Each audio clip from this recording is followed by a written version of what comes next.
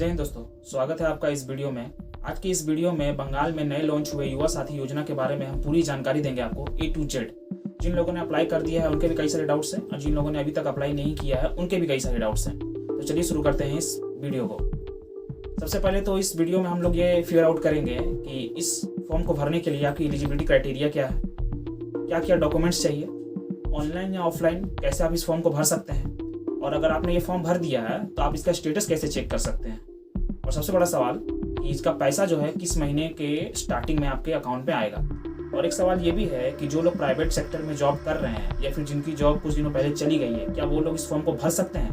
इस पूरी जानकारी को हम इस वीडियो में आप कवर करेंगे। सबसे पहले इस वीडियो में बात करेंगे एलिजिबिलिटी क्राइटेरिया की कि क्या क्या एलिजिबिलिटी चाहिए इस फॉर्म को भरने के लिए। सबसे पहले तो आप 10th पास होने चाहिए वेस्ट बंगाल स्टेट से।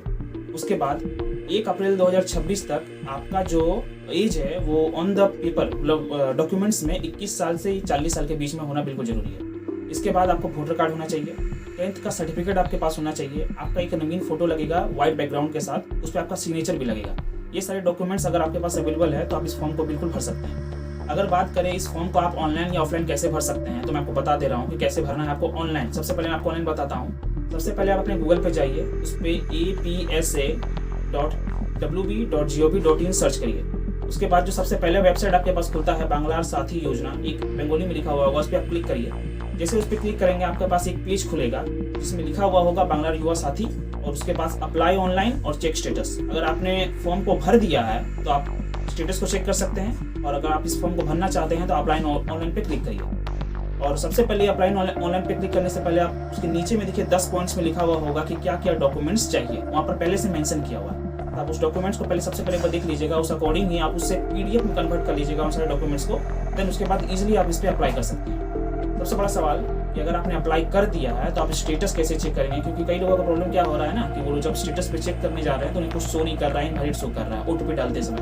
तो मैं आपको बता देता हूँ कि ये जो फॉर्म अभी भरा रही है युवा साथी योजना की, इसकी लास्ट डेट है 26 फरवरी 2026। तो ये अभी भी ऑनगोइंग है, इसीलिए आपका स्टेटस अभी शो नहीं करेगा। पॉसिबल है कि ये मार्च के महीने में आपको इसका स्टेटस शो कर जाएगा। अगर आप इस फॉर्म को ऑफलाइन भरना चाहते हैं तो ये और भी इजी है आपके लिए।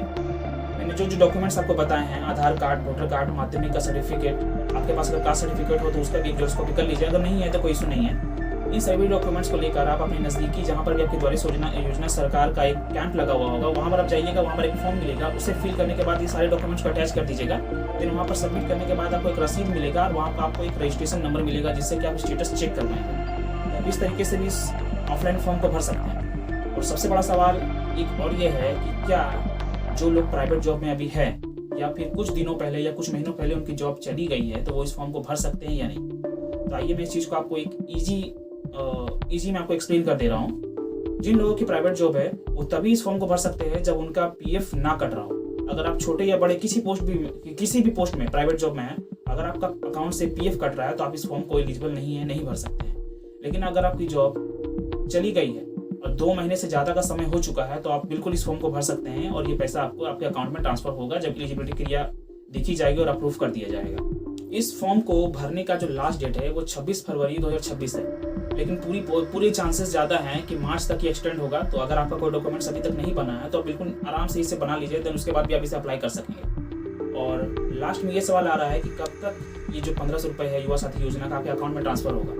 तो ये जो अकाउंट से ट्रांसफर होगा, सरकारी डेटा ने जो नोटिफिकेशन निकाला है उस पर यह बताया गया है कि अप्रैल से 1 या 10 तारीख के बीच में ये पैसे आने शुरू हो जाएंगे।